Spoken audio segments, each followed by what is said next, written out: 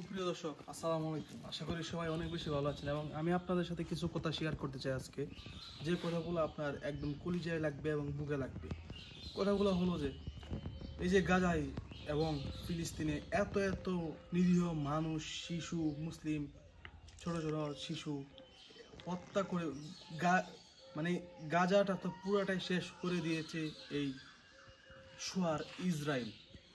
আসলে সেইটা ইসরায়েলকে কে সমর্থন করছে? পুরা ইউরোপ ইউনিয়ন এবং আমেরিকান পুরাটাই আপনার এই ইসরায়েলকে সহযোগিতা করছে এবং মানে যা সহযোগিতার দরকার ডোনাল্ড ট্রাম্প আসার পর আরও ইসরায়েলে আরও সাহস পেয়ে গিয়েছে, যার কারণে গাজার এবং ফিলিস্তিনের এই দুর্দশা, এই সমস্যা এবং পুরো দেশটা একটা ধ্বংসের পথে।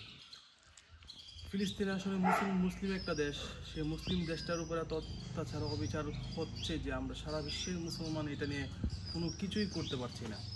আসলে আসলে কি আর বলবো, আমাদের প্রত্যেকের জায়গা থেকে আমরা কিছু তো করতে পারবো না, আমরা তো ওই দেশে যাইতেও পারবো না। যদিও যাই, কয় হাজার মানুষ যাবে, কয় হাজার মানুষ কি করবে বলেন আমাকে? আমরা প্রত্যেকে ইসরায়েলের যে পণ্যগুলা, কোকা কোলা, কেএফসি, এই যত নামি দামি ব্র্যান্ডগুলো রয়েছে, এই আমরা খুঁজে বের করে ইসরায়েলি আমরা গুগলে চার্জ করলে আমরা পাবো যে ইসরায়েলি পণ্য কোনগুলো বাংলাদেশে সাপ্লাই হয়। সেগুলাই আমরা বয়কট করব এবং আমরা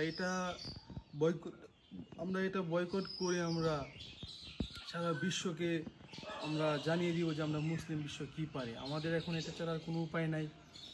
আমরা যুদ্ধ করলেও করতে পারবো না, কারণ বাদ